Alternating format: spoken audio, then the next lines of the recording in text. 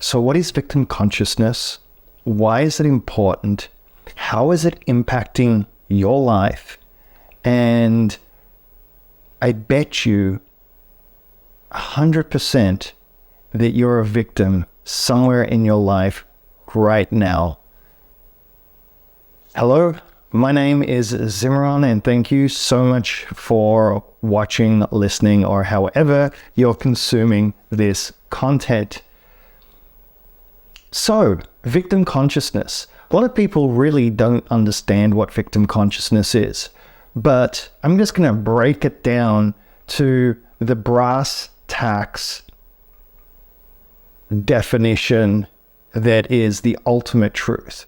And that truth is that if you, in any way, shape, or form, are influenced in a negative way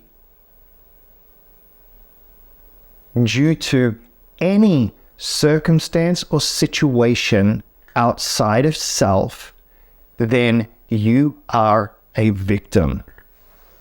Period. The end. That's it. Now, a lot of people might get irate with me, especially if you don't know what I teach and how far the rabbit hole really goes. But the truth is that everything is all one. You are God. Period. The end. If you think of it in terms of energy, you can think of it in terms of love, you can think of it in terms of the quantum field, whatever it is that works for you. There is no denying, science has even proven it and has shown this to be true. We are all one, we're all interconnected. And if we're all one, meaning the exact same thing, just vibrating at a different rate and experiencing ourselves from a small, microscopic smallness that we perceive ourselves from in this physical 3D world, but you're still 100% the oneness. You're still 100% part of it. You're made up of exactly the same components. Exactly the same components. So therefore you are it. Because if that energy, whatever you want to call it, well, it's energy, is the same energy throughout all of infinite existence, and you label it as God, well then 100% of you is God. 100% of the world is God. Or if you label it as love, which I prefer to label it as love, but I like using the word God because it upsets people.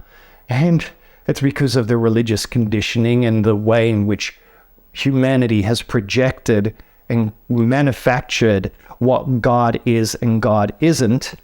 And the books and the narratives that are out there and have been out there that have programmed us into believing that God is an entity, that God is a male, which is like the most ridiculous thing I've ever heard in my whole entire life, that's sitting up there passing judgment on humanity. Why does God need to pass judgment on humanity when humanity's doing a great job of it themselves? Humanity's doing a great job of judging themselves and criticizing one another and hurting one another and so forth. God doesn't need to do anything. God's just waiting there, if anything, waiting there for people to sort of grow up and realize that you have all the power and all the say in your life. So when someone's a victim, they're powerless. They have rendered themselves powerless to change their lives, to improve their lives, to live the dream whatever that is for each individual, whatever their mission is, whatever their purpose is, whatever makes their heart sing. You see, that's what's beautiful about being on this planet. And unfortunately, in order for this experience to be real, it had to be real, right? We have to think that it's real. Otherwise, it wouldn't work. Because the whole point of it is to learn, to grow, to gather information. Your soul embodied on this planet at this point in time, in this particular physical body or avatar, if you're into the Avatar movies or into the multiverse and all of those different fad terminologies that are out there, they basically are describing the holographic nature of this reality. And the interesting thing is that science has already proven all of this. Quantum physics, quantum mechanics, and it's not even pseudoscience anymore. But the point is, there's no real reason to even need to or want to discredit this. Because as much as people would like to try to discredit it, there's no point. Why would you, if I'm empowering you by telling you that you have the ultimate say in your life, that you are responsible for creating your best life, that you have all the power to change, and all you have to do is change this, what you believe, to change this, what you feel, to remove all that's in the way, all the blocks, all the fears, all the insecurities, all the negative emotions, all the trauma, all the programming that you have received due to this reality and this outer construct, then wouldn't you want to do that? You see, how can you have the power to change your reality if you don't believe that you have the power to change your reality? And I just happen to just take it to the extremes because why wouldn't I? It's the truth. Why wouldn't I? Why wouldn't I? I don't care. I don't care what people think. I've had the experiences of being one with everything. I had experiences of the oneness of God, whatever you want to call it.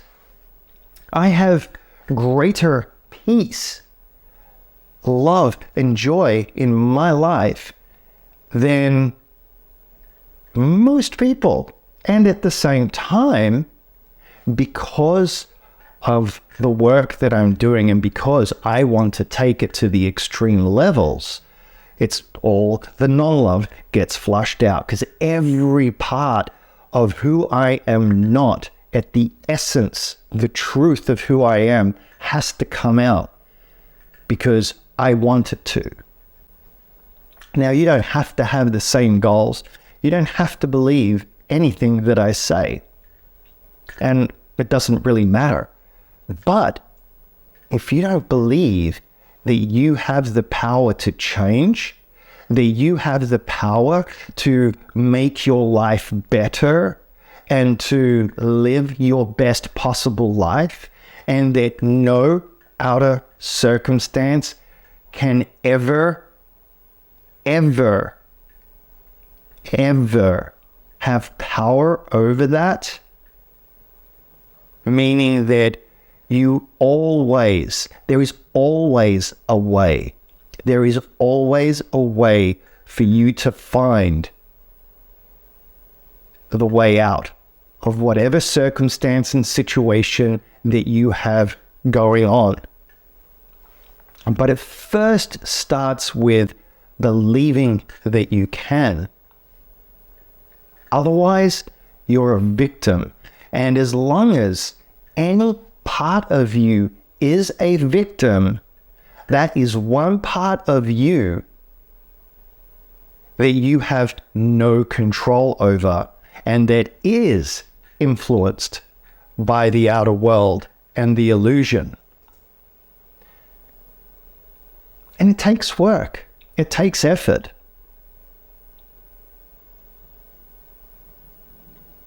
The stuff that I put out there and the stuff that I share is not this new age mumbo jumbo type stuff. It's grounded in science. It's grounded in real psychology. It's grounded in the truth of who you are. And while I might wrap it up with all these spiritual concepts and things like that, it's the height of empowerment. It's the height of psychology. It's the height of NLP. It's the height of the stuff that's taught in the mindset movement. The only difference is that a lot of that has limitations in it. And I say, let's remove those limitations. And also, let's not deny the fact that the mind isn't the most powerful aspect of self. And I point to my brain, but the mind truly is your whole entire existence, which is inclusive of your mental, your emotional, your physical, and your spiritual bodies. All four of them equally influence your existence and your reality. And so if you just work on your spiritual, but you don't address your physical, your mental, or your emotional, then this will never get anywhere, and certainly not to the heights that it can. It's the same with the mental. A lot of people focus on the mental, but they're not actually really doing the emotional work. And so forth. It's the same with people that do a lot of emotional work, but they're not doing enough on eating better or doing the spiritual work or working on their mindset. They all go hand in hand. But you will find that as you start tackling each one of those, you will find differences and improvements in the other areas. But it needs to be an equal focus. Otherwise, it causes imbalance. And when you're out of balance, you're out of whack. And when you're out of whack, there's no way that you can be happy and create the greatest life that's available to you, to take things to the extreme levels and to have the experiences that I talk about and that I share and that I teach people how to have by doing the one thing that matters, the only thing that matters, and that is the self-work, which requires you to go within and to be honest and to grow up in some cases and to learn not to care what other people think and to be authentic. Be authentically you. Why wouldn't you want to be authentically you? Who cares what people think? I mean, look at the world. Look at all the nut bars out there. There are crazy people out there. And there are beautiful people out there. But are they really nut bars? Or are they just who they are? A result of their experiences. Just like you're a result of your experiences and what decisions and beliefs you have as a result of those experiences. And to clarify, the decisions you made as a result of those belief systems.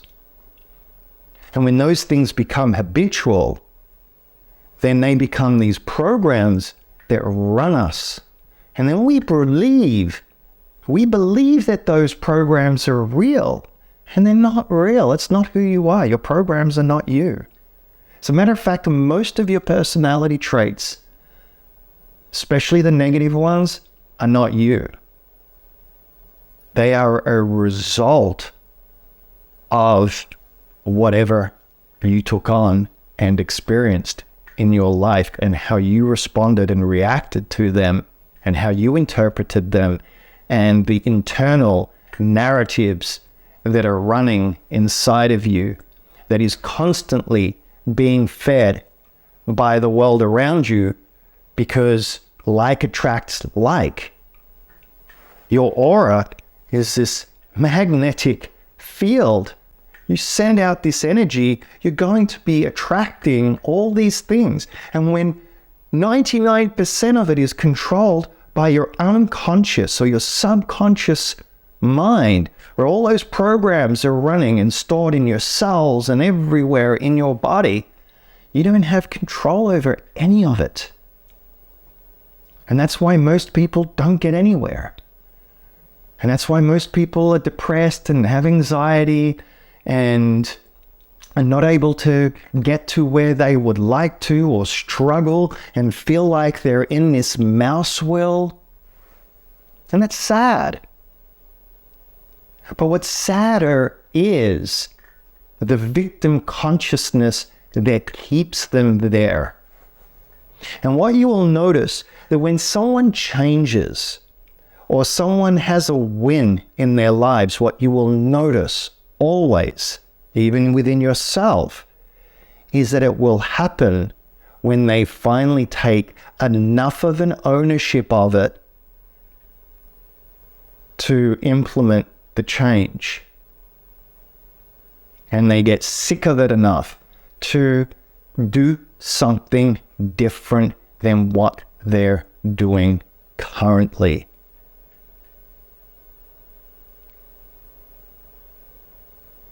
So if you want to eliminate victim consciousness, then the first thing is you need to realize that everything is you. That everything that happens to you is happening for you. You, as the oneness, the quantum field, God, are creating it.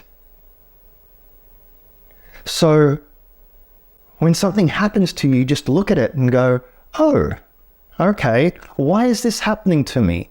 And I'm talking about things that are impacting you in a negative way. If it's impacting you in a positive way, then enjoy it, welcome it. It's obviously a gift. But when it's something that's negative, why? Why does it make me feel this way? Why is it causing me to react this way? What is it representing? What is the gift and the blessing? Because once you realize what the gift is, then you'll get the blessing of it. And the blessing is usually, at the very least, that you won't need to recreate that same situation. And that's the reason why a lot of times people feel like they're in this mouse wheel, like they're trapped. They just can't get out of it. They just keep creating the same bad relationships or the same bad jobs, or you know, they constantly feel like they can't get out of the madness of the mind. It's just because of that. That's all. And the last tip about getting out of victim consciousness and this whole concept is never, ever, ever, ever, ever repress or suppress anything that's going on inside of you. Always give it healthy expression. Always. Really, really important. Important, important, important. Our emotions are there to be felt. It's energy in motion. When you don't feel that emotion, it gets blocked in your body and it just wreaks havoc and causes more of this. inside of your head. Same with your thoughts. Write them out, burn them out, exercise, do whatever you need to do, but don't try and stop the mind, and don't believe what your brain is telling you, because 99% of what it is usually a lie, and it's part of the conditioning and the programming that you have. But the interesting thing is that the more that you work on yourself and you deal with all 4 levels,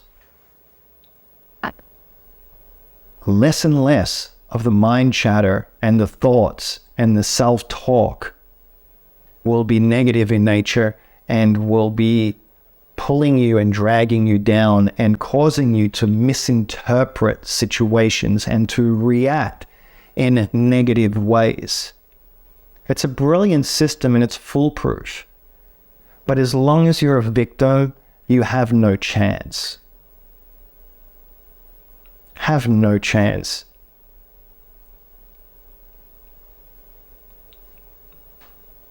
So, the ultimate way to not be a victim is to just say, well, I'm God. I'm creating it all, 100%. So as God, I have the power now to change it. And I don't have to buy into any of the BS. And I don't have to be concerned or worried about what other people think, because who cares? What are they going to do? And I'm not talking about being non-loving. I'm not talking about being disrespectful. I'm not talking about doing anything that is, as I just mentioned, not of love.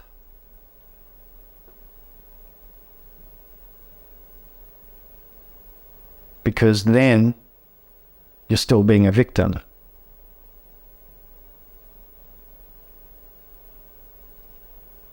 So I hope you enjoyed that little 22 plus minutes of what is victim consciousness and how to pull yourself out of it and some of the components of that. If you want to join me for my free live reclaiming sessions, which you can do so through my Facebook group, then please do so. Become part of my tribe. I have so much to offer, so much to teach, and I want to help you in whatever way I possibly can to show you and teach you how you can go inside and not only discern the answers to everything that you could ever possibly need and want, so that you can take perfect or near perfect action in your life and create the greatest of synchronicities and miracles and blessings, but also to teach you how to interact with your higher self, with your superconscious self, with your God self, with you, ultimately, so that you can pull out and rip out everything that's holding you back. So thank you so much. I look forward to hopefully seeing you in my next video. Bye.